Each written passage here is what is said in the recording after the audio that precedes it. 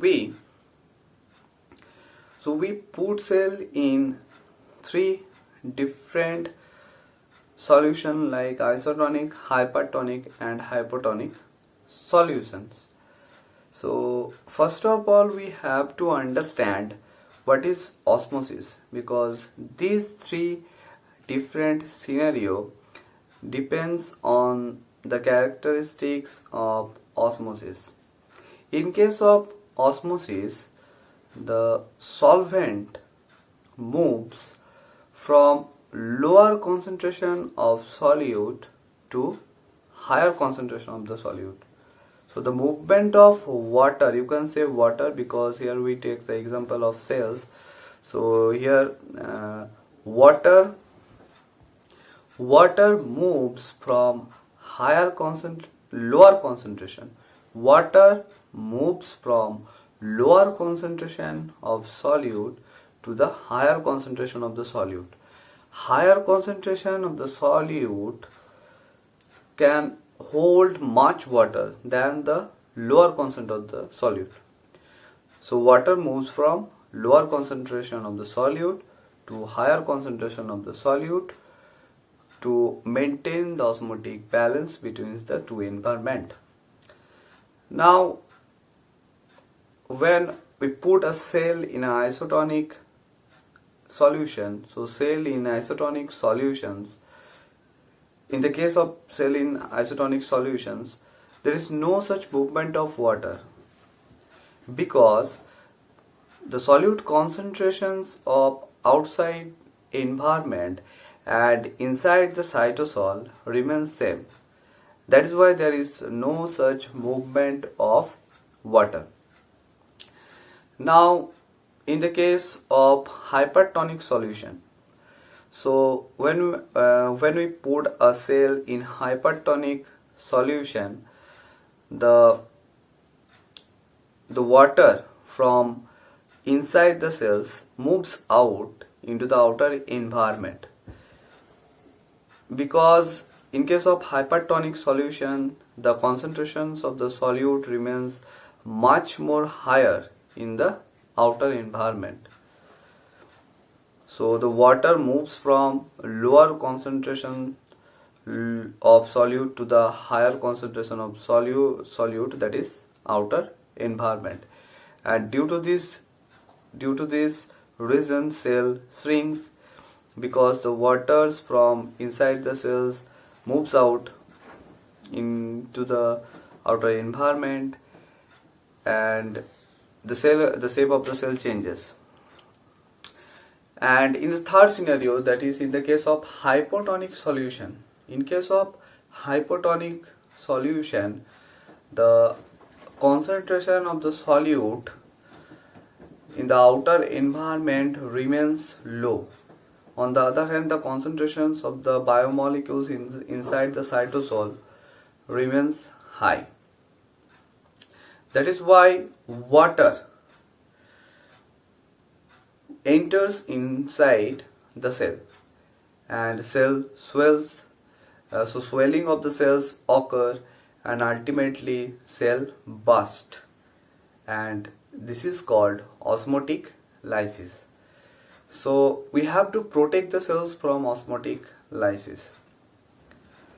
So different types of organisms use several types of mechanism to protect themselves from osmotic lysis, like because in case of natural conditions the concentrations of the solute always remains high inside the cytosol, because there are several types of biomolecules, proteins, carbohydrate moieties are present inside the cytosols. Rather on the other hand, in the outer environment there is no such molecules, so there is always higher the cells contain always a higher concentrations of the biomolecules. That is why water always, there is a chance of the movement of water from outer environment into the inside cytosol. So different types of organisms uses several different types of mechanisms to protect themselves from osmotic lysis, like the cell, bacterial cell and plant cell. the cell membrane is surrounded by a rigid non-expandable structure that is called cell wall. So water enters inside the cells, but there is no swelling of the cells occur, and this cell wall protects the cell from osmotic lysis.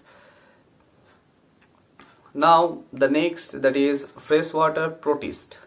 Now freshwater protists contain a specific types of organelle called as contractile vacuole. So what is the role of the contractile vacuole?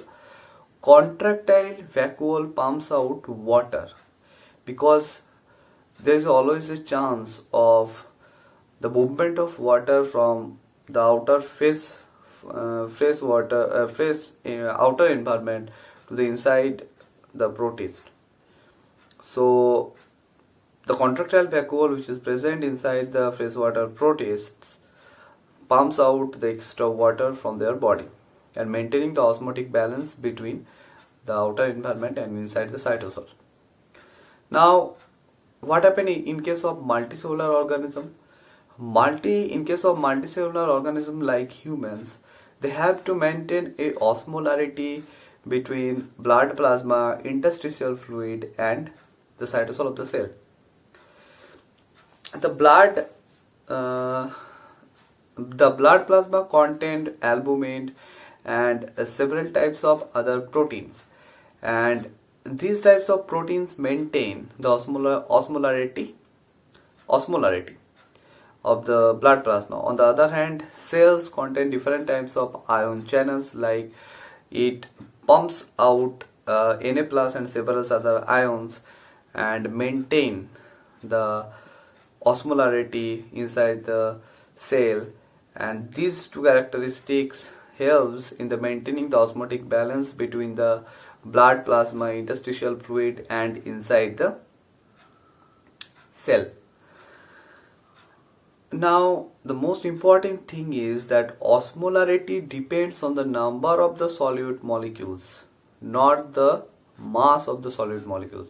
So osmolarity depends on the number of the solute molecules present inside the solution, not the mass of the solute. Suppose 1 gram of polysaccharide contain 1000 glucose molecules. On the other hand, 1 milligram of glucose molecules exerts equal osmolarity.